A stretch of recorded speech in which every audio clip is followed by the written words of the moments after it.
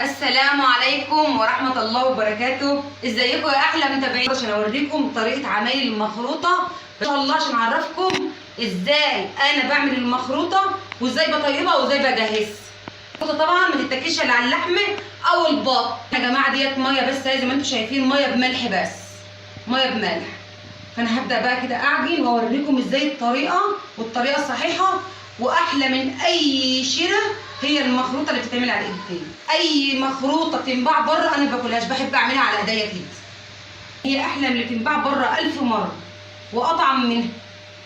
والطريقه بتاعتها سهله وبسيطه خالص، ما حدش هيتعب ولا حد هيزهق. انا بحاول على قد ما اقدر ان انا ما اطولش الفيديو عليه عشان ما حدش يزهق مني طبعا، ولا يمشي ويسيب الفيديو. طبعا اللي هيمشي ويسيب الفيديو هيندم ان هو ما شافش المخروطه دي وام محمد سلوى بتعملها. طبعا يا حبايبي انا كده كده لفيتها اهوت العجينه ولبستها خالص اهي، وبقت 100 100، ولا في دقيق ولا في اي حاجه خالص اهي. الصحن قدامكم اهو. العجينه لابسه، لازم عجينه المخروطه لازم تكون لابسه عشان خاطر ما تلينش منك. لان انا طبعا جايبه المروحه اهي، المروحه قدامكم عشان خاطر اشغل المروحه، لان النشوفيه عليها اهم حاجه النشوفيه. الطريقه يا جماعه سهله ما فيهاش حاجه خالص. طبعا انا هقرص كده اهي، لازم التقريصه بردك تكون صغيره كده عشان خاطر ما تبقاش تخينه، ما تكبسي يا علي، عشان خاطر لما تفري ما تبقاش تخينه. بصوا، اللهم صل على النبي، صلى على رسول الله وقول عليه الصلاه والسلام. بكبر التقريصه صغيره خالص. وبرضك عشان خاطر ما اطولش الفيديو عليكم، خلينا نخلص تقريص واللفافان كده زي ما انتم شايفين وارجع لكم تاني. قرصت اهو جاهز زي ما انتم شايفين كده، التقريصه الصغيره اللي انا بقول لكم عليها. كده قرصتها وخلصتها. خدي يا دنيا عندي، صلوا بقى على رسول الله. انا ابدا بقى عشان اربط المكنه واوريكم ازاي ان انا افرد، وازاي ان انا احط الفراخ مني هنا على الطبليه عشان خاطر ينشف ورا مني اول باول. بصوا يا جماعه، انا كده طبعا بنخلي عيار المكنه على اخر حاجه عشان خاطر تبقى رقيقه خالص، لان طبعا المخروطه دي لازم تكون رقيقه خالص. يلا نبدا بقى على بركه الله ونسمي الله. ولازم نحط لها دقيق طبعا عشان ما تلزقش، وعشان خاطر ان هي تنشف ورا مننا على طول. بسم الله الرحمن الرحيم. تعالوا ساعدوني. صلى على رسول الله وقول عليه الصلاه والسلام. طبعا هي كده تخينه ومش عجباني، فانا هرجع تاني اضيق كمان شويه عشان خاطر تبقى ضيقه خالص.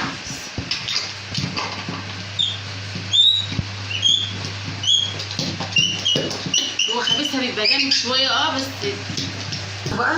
اللهم صل على النبي اهي قدامكم اهي، عشان خاطر ان هي تبقى رقيقه وقد، بصوا رقيقه يا زي الورقه بالظبط.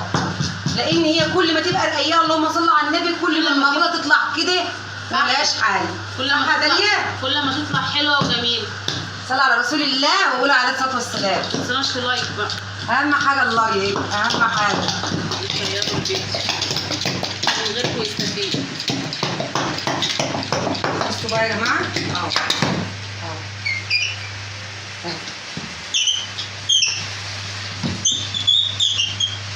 انا هفضل اعمل كده لحد ما اخلص لحد ما اخلص شويه حلوين خالص واجهزهم وهم افضل، لحد ما دول ينشفوا ورا مني كده. هنوريكم. انا برص اهو قدامكم كده، برص على الطبليه اهي، والمروحه شغاله عشان تنشف ورا مني على طول، لان طبعا الجو حار.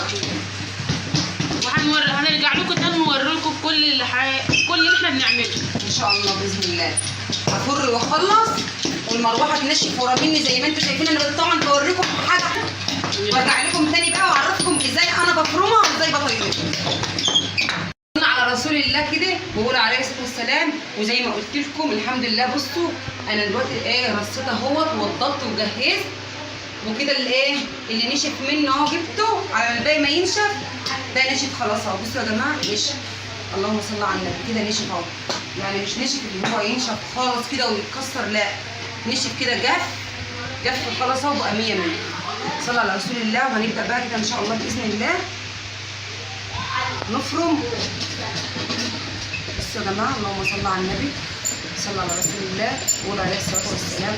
اللهم صل على سيدنا محمد وال سيدنا محمد. كده انا فرط. بصوا مش عايزه اقول لكم رفيعه خالص و100 100. تعالوا بقى عشان ايه نكمل كده. شوفوا معايا الطريقه السهله والبسيطه، ولا تقولوا لي شيره من محلات ولا غير شيره من محلات. اللهم صل على النبي. سهله ومش مكلفه، كل حاجه من بيتك، مش هتشتري حاجه من بره. سهله خالص. نشفت بقى، انما لو كانت لسه طريه عمرها ما كانت هتمشي كده.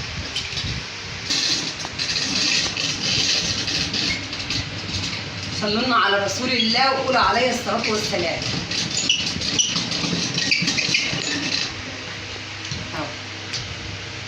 كل ما انت ما بتعملي، ما بتخبزي وتفرمي العجينه على المكنه بتاعت الخبيز رقيقه زي ما انتم شايفينها كده، كل ما المخروطه تطلع رفيعه معاكم ورقيقه معاكم زي ما انتم شايفينها بالظبط كده.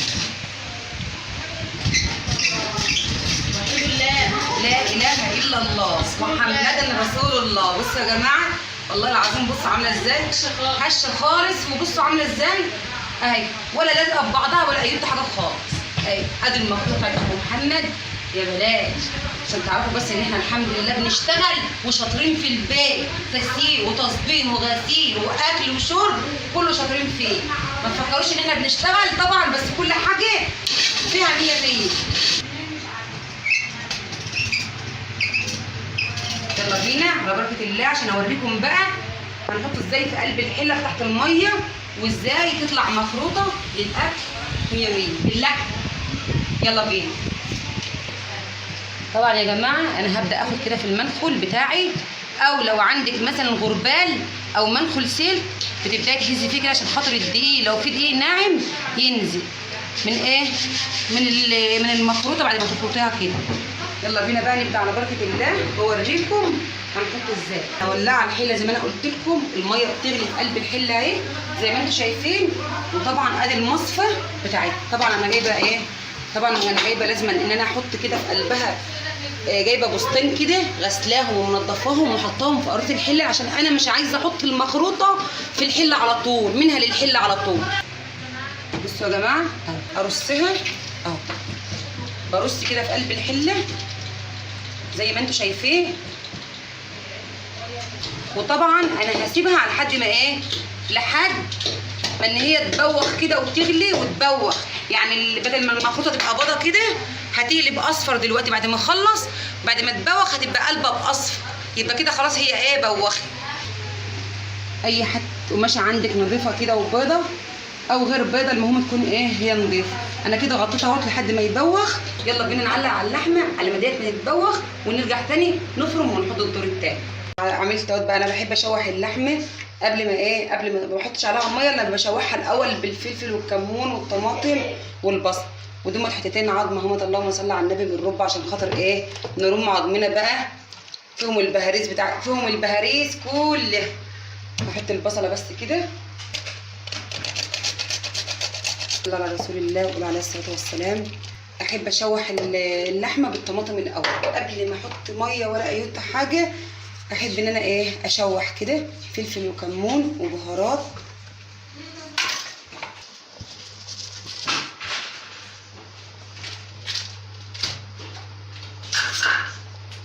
وبحب برضو الطماطم بتاعتها تبقى ياما، بحب الشوربه بتبقى حمرا كده وتبقى ايه وتبقى جميله كده. اللهم صل على النبي، زي ما والدتي الله يرحمها ما ايه معلمتنا وعودتنا. اغطي بقى ونرجع بينا على المخروطه. اللهم صل على النبي. اهو فرمت اهو عشان ايه خلاص اللي على النار كده خلاص بدا ان هو يبخر خلاص كده واصفر، فانا هبدا ايه احط الدور الثاني اهي اصفرت اهي وبخرت كده. هحط الدور الثاني بردك يا جماعه اهو زي ما قلت لكم، وهكذا لحد ما اخلص. هبدا افر واحط بعد كل 5 دقايق احط دور، كل 5 دقايق احط دور اهو يا جماعه. لازم ايه تفرديها كده في الجناح اهي قدامكم اهي، شكل الكنافه بالظبط اهي قدامكم اهي كده. خلاص اهي فريد. هبدا بقى ان انا ايه اغطي بردك زي المره اللي فاتت كده اهي كده بقى يا جماعه. اتانيني ماشيه على كده خلاص. افر الموجوده عندي اللي نشف وجايه حاطه وراسها ومغطيه كل 5 دقايق جايه عامله. يلا بينا نبص على اللحمه ونزودها عشان زمانها ايه تشوح. كده اللهم صل على النبي. اللحمه بتاعتنا نشفت اهي من التخديعه او الصلصه اللي انا حطاها لها. صلوا لنا بقى على رسول الله. كده بقى هبدا بقى كده ان شاء الله ازودها، عشان بقى هسيبها تطيب براحتها خالص على ما نكون احنا خلصنا المخروط. طبعا يا جماعه اللهم صل على النبي، انا كده خلصت اهو قدامكم اهي. بس انا بقى هرجع ان شاء الله كده هرجع افضيها في الصحن زي ما انتم شايفين كده، عشان على النبي عليه افضل الصلاه والسلام. طبعا انا فضيتها اهو، وطبعا انا اما تبرد هجهزها كده يا جماعه، لازم انا افكها من بعضها، عشان الحته اللي هي ماسكه ببعضها زي دي كده برجع امسكها كده وافكها من بعضها كده زي ما انتم شايفين كده، عشان تبقى مفرفره ما فيهاش اي حاجه.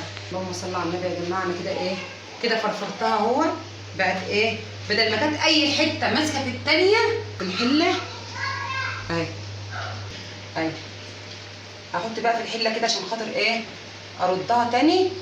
هتغلي يا دوبك، هتطلع البخار بس يا دوبك 5 دقايق وخلاص كده جايه طافيه عليها.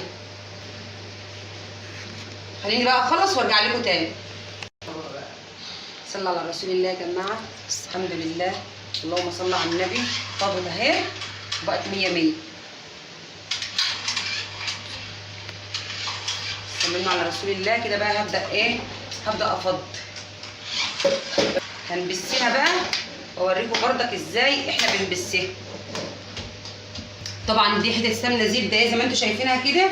انا ما بحبش احطها لوحدها كده عليه، انا طبعا بحب ان انا دي الشوربه بتاعتي. اللهم صل على النبي. واللحمه بتاعتها طابت والحمد لله. وبصوا مش عايزه اقول لكم، وادي البهاريس البهاريس بتاعت العظمه طبعا اللي هي الربه والحاجات دي. اللهم صل على النبي. مطلعه البهاريس اللي جواها دي، مفيش بعد كده حلاوه. انا بحب دايما ان انا افك السمنه بشويه شوربه من على الوش كده، واجي جايه دهنه بيهم المخروطه. تعالوا اوريكم اعملهم ازاي. مع كده زي ما انتم شايفين كده سيحت السمنه في قلب شويه الشوربه، وهبدا بقى ان انا احط عليها كده قلبتها خالص اهي. اللهم صل على النبي. قلبتها قدامكم اهي، واللهم صل على النبي. من السمنه بتاعتها بقت تلمع معايا، بس انا طبعا ما بحبلهاش السمنه اليامه عشان خاطر ما تبقاش السمنه بتاعتها زايده قوي، او هي تكون سمينه زياده عن اللزوم. قدامكم اهي دوبك مخليها دوبك تلمع كده. وطبعا ديت المخروطه الباقيه طبعا انا هعبيها في اكياس واحطها في الفريزر. وادي كده يا جماعه انا حطيت حطيت لحمتي وحطيت شربتي. اللهم صل على النبي. وادي السفره بتاعتنا قدامكم، وادي المخروطه على كيفكم خالص تقولوا لي بقى بتاع محلات ولا بتاع سوبر ماركت ولا اي حاجه من دي. جربوا الطريقه وجربوا المخروطه اللي انا عملتها لكم، وان شاء الله تعجبكم. بس اهم حاجه تحطوا لنا اللايك وتعملوا الفيديو ده اجمد شير جامد جامد جامد. تعالوا اقول لكم كل سنه وانتم طيبين بقى. كل سنه وانتم طيبين. يلا قول لهم كل سنه وانتم طيبين.